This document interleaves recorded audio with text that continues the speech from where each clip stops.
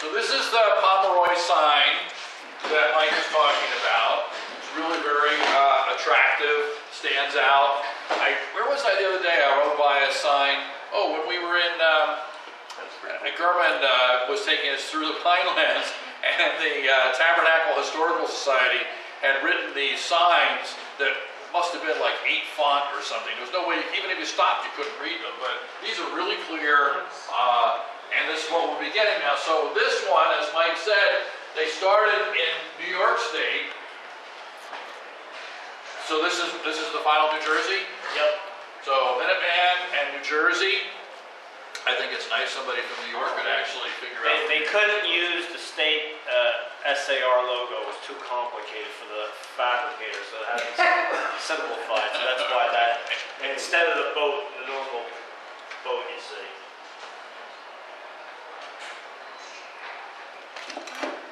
Okay, so in Ocean County, the DAR back in the 1920s did an extensive study of all the pension records and so forth, and they compiled a list, an alphabetical list, that's housed in the Ocean County Historical Society, of all the people who they think were buried. And it says who they were, what their birth and death dates are, which cemetery and which town. Go to the next one.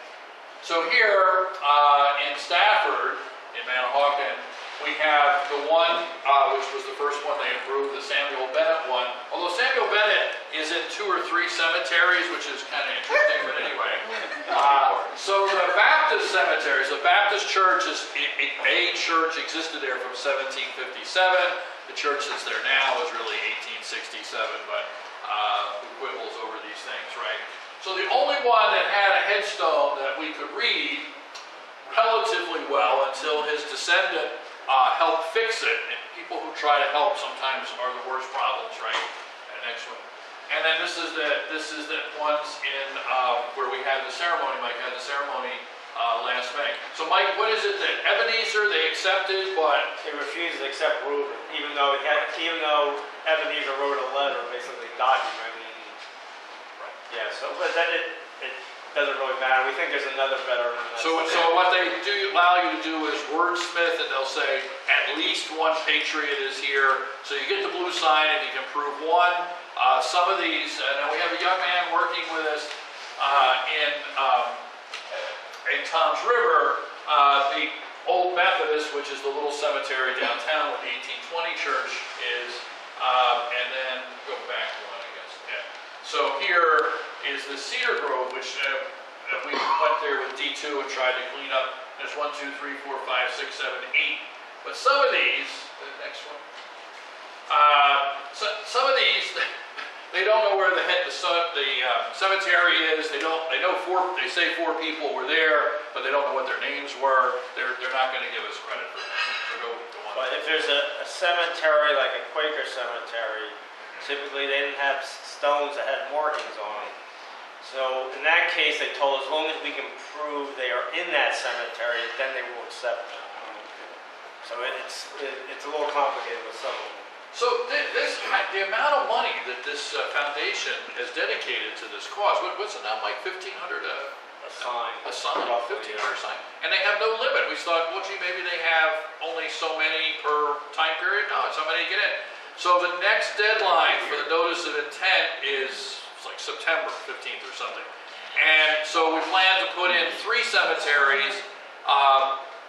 The 2 cemeteries in Tom's River, the young man he's actually the historian at 21 years old. He's the historian for the Tom's River Methodist Church. And then some people came forward. It's the only good thing about telling these stories, right? The little tiny church in Lenoka Harbor, that's the beginning of the Universalist Church in the United States. It's called the Potter Church. It's not really the Potter Church, but it's a location. They're going to help us. So the Pomeroy, it's actually, as Mike said, it's pretty straightforward. The sources are essentially the same sources as for the Sons of the American Revolution. And they've accepted Stryker's book. So if you're in Stryker's book, Mike likes to prove things, and so he had like giant volumes of information, and they only need one source. You only have to meet the standard. And anyway, this is, I will say this, that they had, go to the next one.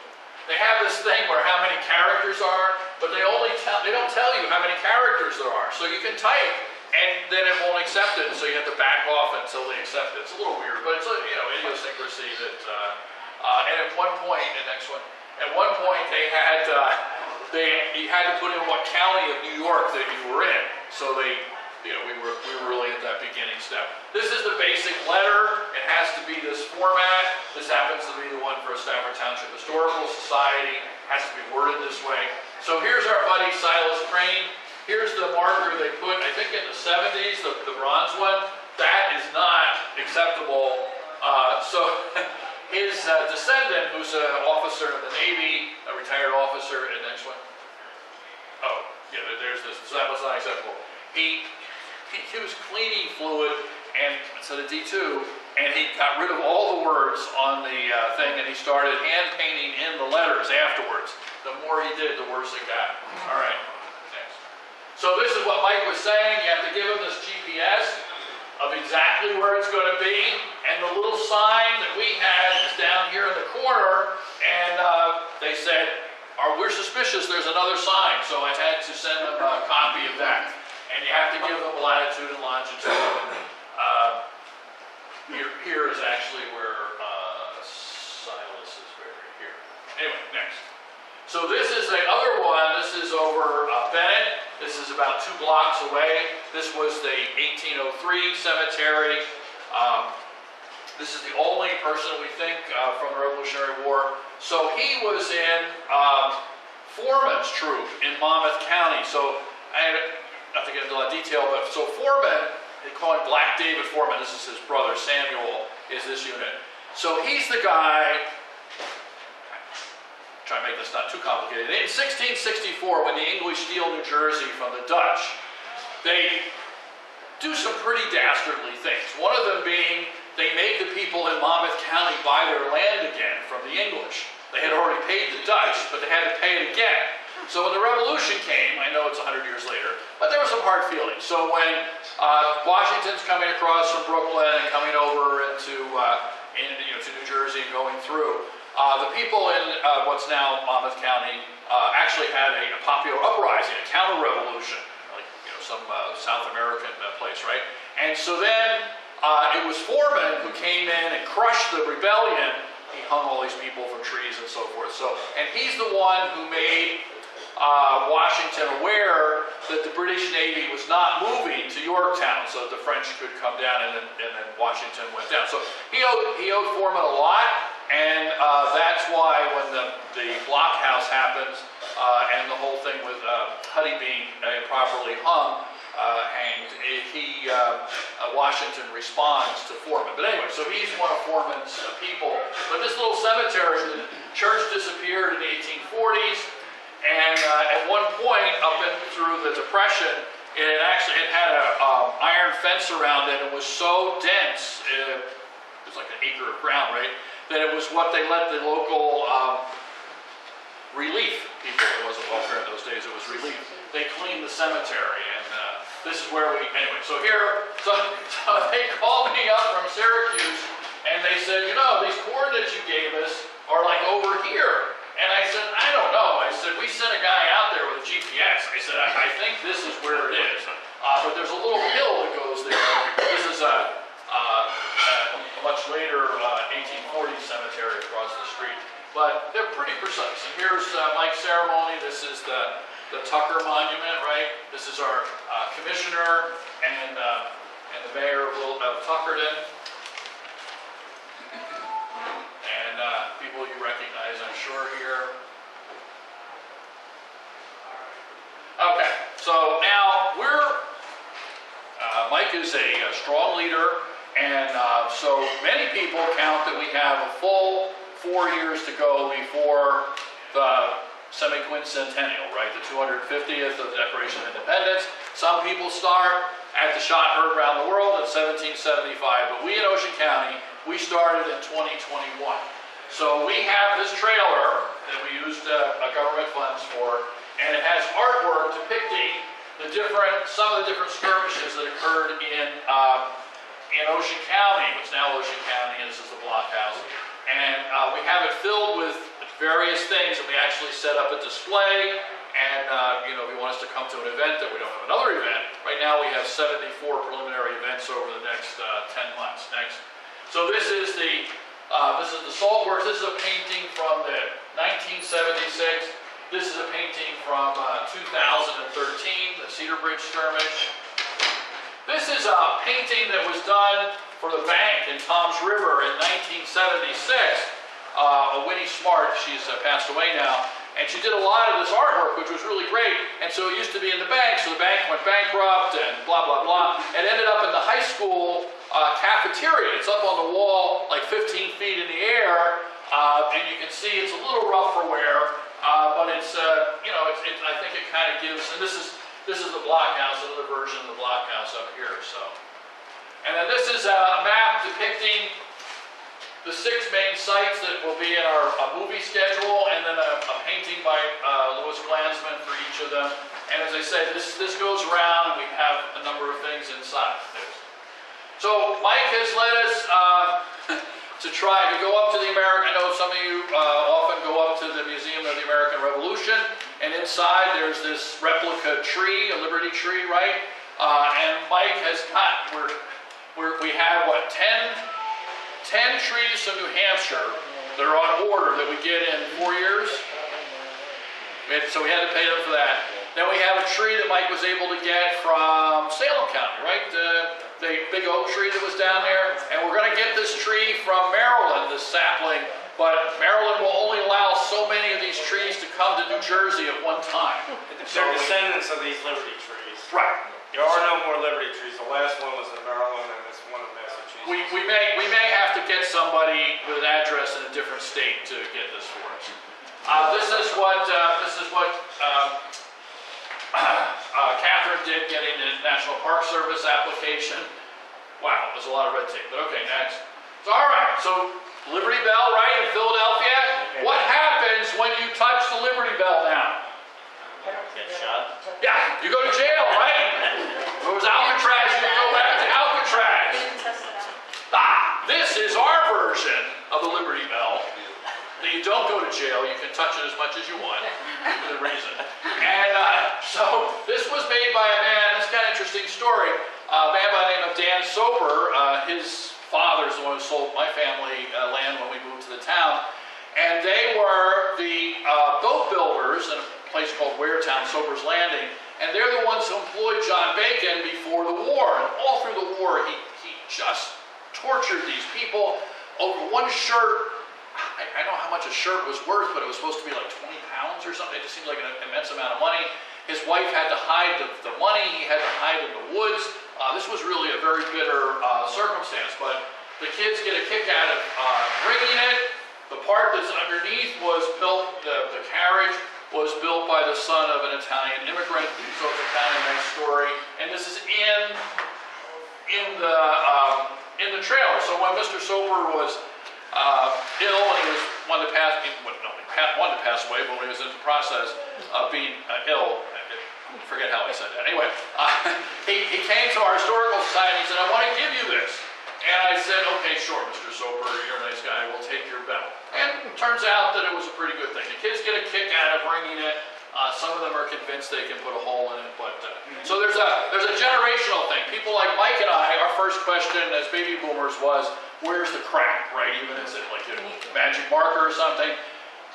Catherine's generation, they don't want the crack because it's not real. It's not really there. So it's just interesting. All right. So this is another project we're involved in. We have 2 cannons that may or may not be owned by the county, but they're in the county courthouse. This particular go back to the other cannon. This particular cannon has been there since 1907, and apparently the cannon, which is supposed to be from the blockhouse, right? A skirmish was in the river or something. People didn't want it, so they buried it on some farmer's property, and they dug it up in 1907, and they wanted to put it downtown, and the merchants downtown didn't want it downtown because they said it was, I don't know, whatever, it was going to interfere with their business or something. But it's so old that Mike had us get a company in to analyze it, and the metal has really deteriorated, particularly the metal under where it's sitting on this concrete, so we have to get it up and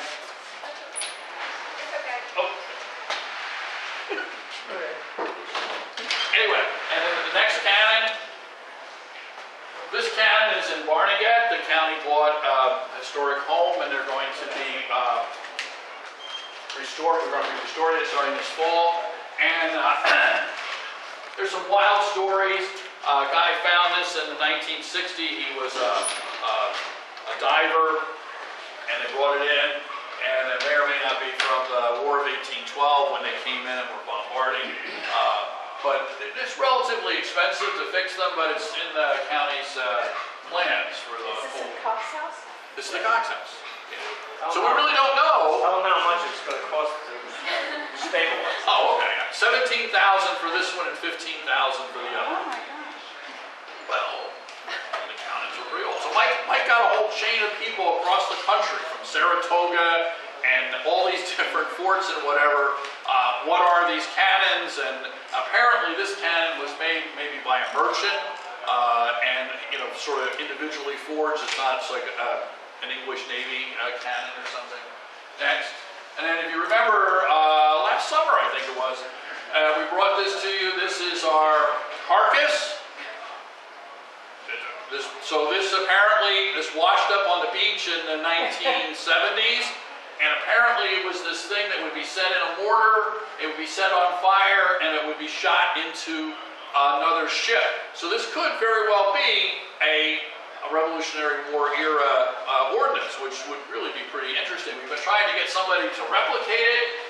The basket maker said she won't do it because it's not a basket.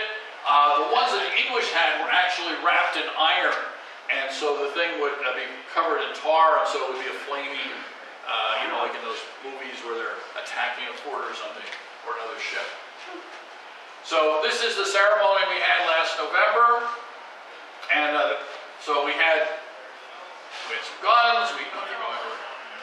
You'll recognize some people as we go through. And there's Mike speaking. It's really nice. We had a couple hundred students there from the high school. Back up. Oh, okay. There's Charlie. There's Charlie, right? With the authentic sunglasses. Yeah. It's all right. It's not here. So this is our commissioner. He's very dedicated to the cause. Charlie speaking again. Mike speaking without sunglasses, but So here's our bell being rung. It's a kinetic thing. People like doing something kinetic.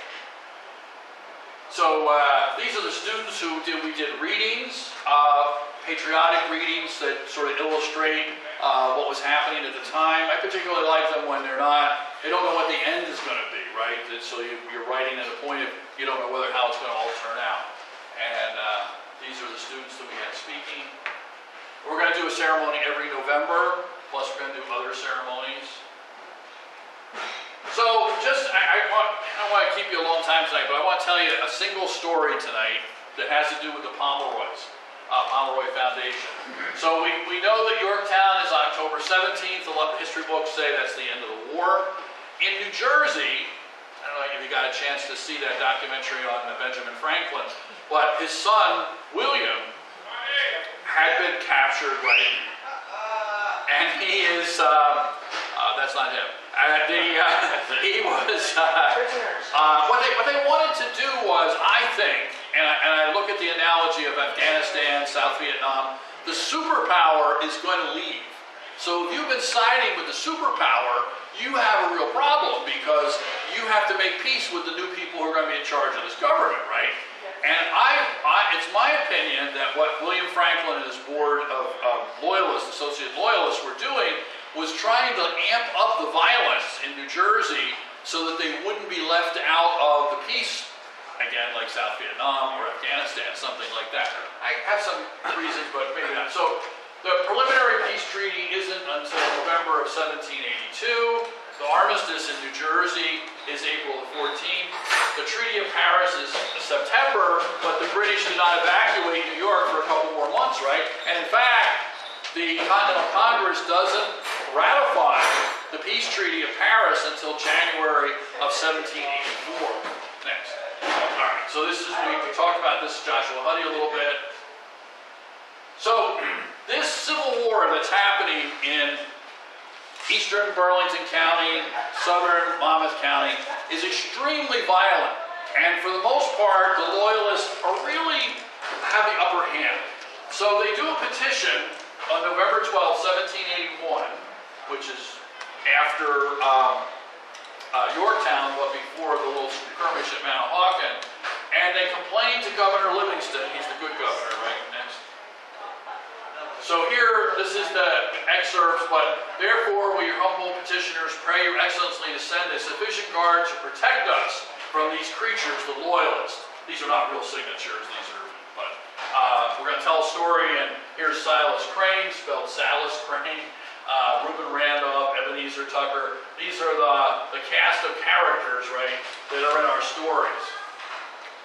So, really the governor does nothing to get John Bacon until December of 1782, when he robs the post office, which is a source of revenue for the government. Never get between a government and its source of revenue. That's a very bad thing to do, right?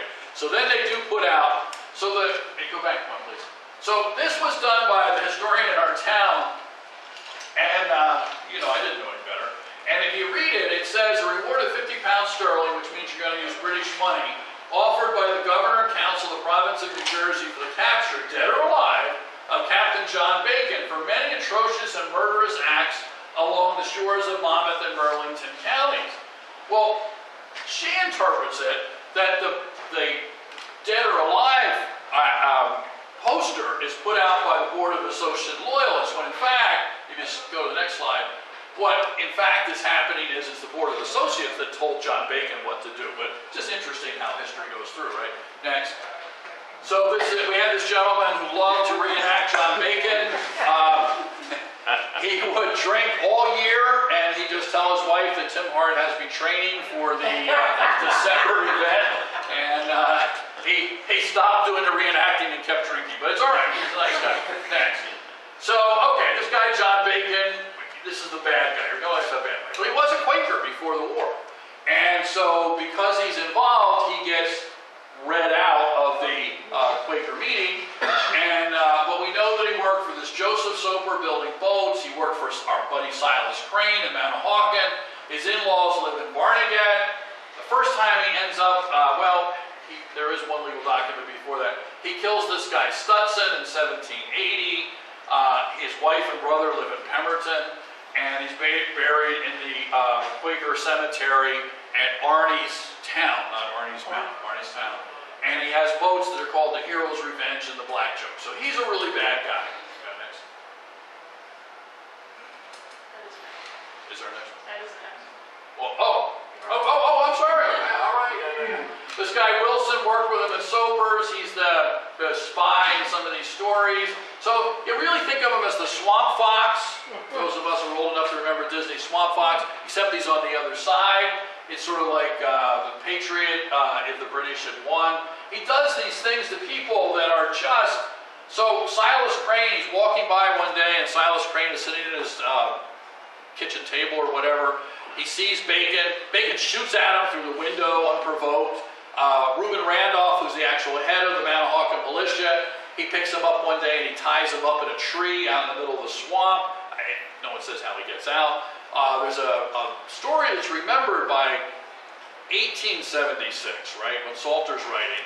And in this story, there's a fishing boat, maybe the kind of boat that Jamie Hand brings up to each year for us at the decoy show. And so these two patriots are in the boat. They've been fishing, and I can tell you, I can take you right to the little sluiceway where it still exists. And supposedly two of the loyalists, Bacon's men, come up to them. They have guns. The patriots don't have guns. Somehow, the patriots get the fish, the boat, and the guns. But it must have been quite a story because it survives for 75, 80 years. People are passing the story down, right? Next. All right, so I did not know what this word picarooning was. I was kind of not exactly in my vocabulary, right? It just means somebody goes out looking for a wild time, like these kids that come into Seaside or wherever it is, and they have these big parties, right? That's picarooning. People still do it today. They don't use that word. He was a loyalist, a pine robber, a vendetta, a robber, Robin Hood, refugee, marauder, all these really bad names, right? Valerie Vaughn actually wrote a song. So what's very interesting is, I'm sure you've all heard the story of Giberson and some, yeah, right? that right, Mulder? And, but this guy, John Bacon, who is arguably the most violent and destructive loyalist in the Pinelands and the Jersey Shore, he defeats the Gloucester militia, he defeats the Burlington militia, and he defeats the Monmouth militia. He's a pretty tough guy. I count that he has about 15 violent encounters. He wins all of them. The poor little Manahawkin militia that he fights never even gets close. One time they decide to try to get even. It must be hard at dinner time to tell your kids that you've lost every time, right? And so they walk the 8 miles from Manahawkin to Tuckerton, the Falkenberg Tavern. They call out Bacon and his men. Bacon and his men set their tankards down on their table, go out and beat the stuff out of the Manahawkin militia. They have to walk 8 miles back and explain to their families why they lost again. So in 2004, I was able to convince Valerie Vaughn to write a song for him. And I'm not going to try to sing it. She does a much better job next. And then these are the good guys, the Manahawkin militia. So it's a very interesting thing in Salter's book. So it's revisionism, right? Because it's 100 years, it's the centennial. And so he writes a whole chapter, it's not a chapter, it's an article he writes that's compiled, right? And it says that the Manahawkin were really known for their patriotism. But it's kind of weird that he would have to say that about a town. I think they just had a really bad reputation for the war and felt really bad about it. And Salter wanted to make them feel a little bit better. Thanks. So this is the Falkenberg thing, we talked about that. All right, so now we're going to talk about the skirmish. This is going to be the end of our discussion.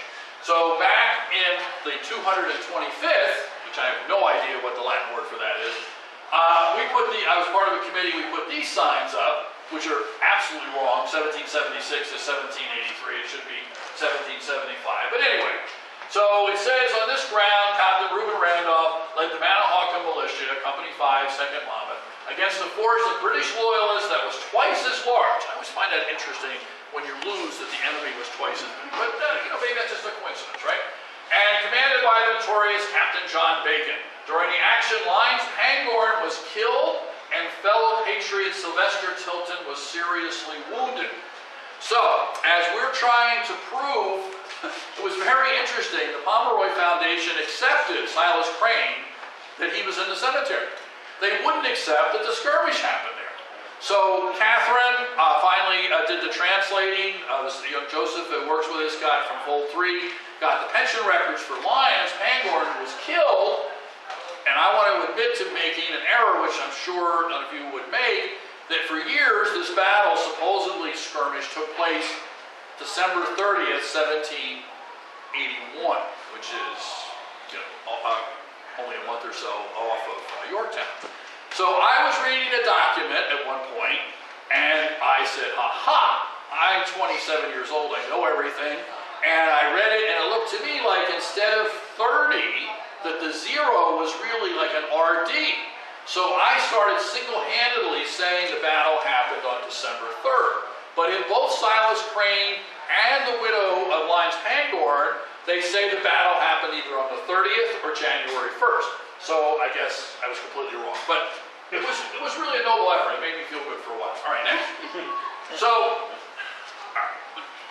I need 2 volunteers. I need a hero. Jamie, you're a hero. Come on. I need another hero. Can you be a hero? I need one other person who's the villain. Anybody feel particularly villainous tonight? Come on, you feel villainous. Come on up. All right. This story, my wife cleaned this handkerchief. This is perfectly clean. It's not reused in any way. And it's a silk scarf. So, you're the villain, right? You're the villain. All right, so you're going to stand here. All right. You're the hero. Okay, you stand right here. And you're going to be both a good guy and a bad guy. You stand behind him, okay? Now, Jamie, I know, is a good hunter, so he will understand this story. So your name is Brewster. Now, this little skirmish that happens in Manahawkin, there's about 25, 30 guys on each side. They all know each other, right? That's a very important part of the story. All right. He's going to shoot you. Now, put your thumb up like this, right? This is not the gladiators. This is about the size of a Brown Bess weapon, 70 caliber, right? So you are going to, with your thumb, are going to go like this, and you're going to go into his shoulder. You can feign damage, or you can be tough guy and just tough it out. You're not going to get struck, but you're going to stay out of the way. Catherine will stay out of the way, and the bullet's going to go through. All right? Now, the rest of us are the Greek chorus, and we're going to say 1, 2, 3, bang. Okay? Ready? All right. Do you want to practice this, or you think you're okay? I think you're good. I know he's a mighty hunter. I mean, this could really be bad. All right? Don't hurt him. All right? 1, 2, 3, bang. No, I'm sorry. You were supposed to go out the back and show that the bullet just kept going. Oh, you said get out of the way. I didn't want you to hurt. Right now. Ready? Let's do it one more time. 1, 2, 3, bang. You got it. Okay. All right. So he has a wound. This thing was really bad, right? So now you become a doctor. So this is a good part of the story. Good part of the story. So you are going to take this scarf and you're going to pass it through the hole, so you can't like put your hand through the hole, and then you're going to pull it through on the other side. So this is how they tried to clean the wound. And put your hand through the guy's wound, that would be horrible. All right, pull it through. So what's going to happen on this? Lots of guts and bad things, right? Kids love this part of the story. So it was really boring in Manahawkin. I don't know how it was down here in Galloway, but in Manahawkin it was boring. So people would say, gee, Sylvester, I wish I had seen that. So can you do that for me? Gee, Sylvester, I wish I had seen that. So Sylvester said, sure. So he would go around and he would let people put the scarf through his shoulder. Pull it through. Right? Oh, that really hurts. In fact, he did this so many times that finally Governor Livingston over in Burlington heard about this and had Sylvester go up to Burlington to pull the scarf through.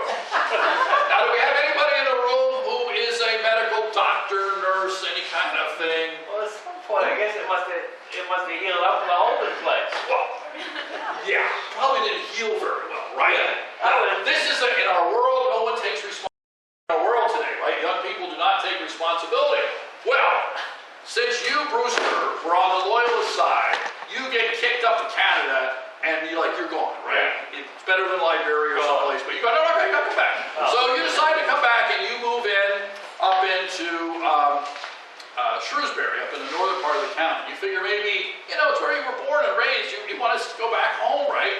But Sylvester also didn't want to stay in Manahawkin, so he moves up, and you guys end up being only a mile away from each other. Oh, no. All right, now you have to stand out of the way. Now, this is your moment. This is your moment. Do you have any siblings? Yes. Do you have children that are siblings? I mean, do they ever fight? No. You're really not good for this job. But anyway, all right, so you come over here. So now what Mr. Sylvester is going to do is seek revenge. Now, in my opinion, not a medical opinion, the fact that his shoulder hurts so much every time it rains is probably not so much Brewster's fault, but his fault for pulling this stupid scarf through over and over again, right? So now you're going to go and you're going to try to kill this guy, but it's not the war. So you're going to get hung if you actually do this. You're going to get hanged, right? So you are now the Methodist minister. You're the Quaker minister. The Quaker minister. Yeah, Norm's not here to handle this, right? So you just have to give Sylvester a reason not to kill this old war enemy. Well, we really hate to hang you, and he's not worth it. That's the best explanation yet. Lawyers don't give that good explanation. All right. So now you can stand back over there. That was your moment in the sun. Now here is your moment. So you're going to go to his house and you're going to knock on his door. Now I know you're a carpenter, so you're not going to open the door like this because that's not the way a door opens. A door opens like this, right? And you have to stay on the side. That's the way a door works, right? So he's going to come and he's going to knock on your door, and then something's going to happen. Now, as the Greek chorus, we're going to say there are 3 things that can happen. He kills them, he forgives them, like the minister said, or C, none of the above. So how many people vote for the blood and guts, the dead one, the dead? Nobody wants death here. No, not one death. All right, that's great. How about forgiveness? Couple forgiveness, right? Oh, see, Jamie, that's good. All right. And how many are none of the above? Yeah, you took the SATs, Okay. So here's the story. So this is what you're really going to do. is you're going to go up, they can't hear us when we're talking. You're going to knock on the door and you're going to punch them. And you're going to say, you tried to kill me 10 years ago, and now I punched you and we're even. So go ahead. This is your moment. Tim Hart. That's still the worst door opening I've ever seen. That's not the way a door opens. You tried to kill me, I punched you down. Don't punch him. I did punch you. Oh, there we go. Let's give him a hand. So, thank you. You may all take your seats. All right. So, the purpose is, and we're now done with the explanation, but this is the story that they had trouble at Pomeroy understanding the story, right? So, it had to take place at this church. The local militia hung out at Reuben Randolph's Tavern, which was only a couple hundred yards away. But this is what happens over and over again. This is a little movie we had before that Catherine prepared for the National Park Service. That's really what the revolution was like. Yes, we had Pulaski and Ferguson, and yes, we had attack on the blockhouse and the skirmish at Cedar Bridge and stuff, but that's not really what happened from 1775 to 1783. It was a very personal conflict that gets remembered for decades. I contacted the man who was in charge of the skirmish at Monmouth each year, is actually a direct descendant from one of the people that was killed by Bacon at Cedar Bridge, and then his descendant actually then killed John Bacon at the end of the war. And you would have thought that John Bacon had just hurt somebody in his family yesterday. He said, I won't talk about that guy, he's like really bad, I just can't handle that. And I said, really, calm down, you know, we're just like trying to show people what happened. But anyway, so that's the war at the shore, that's what Ocean County is trying to do for the revolution, the semi-quincentennial, and we hope you're all part of it. Thank you. Thank you very much.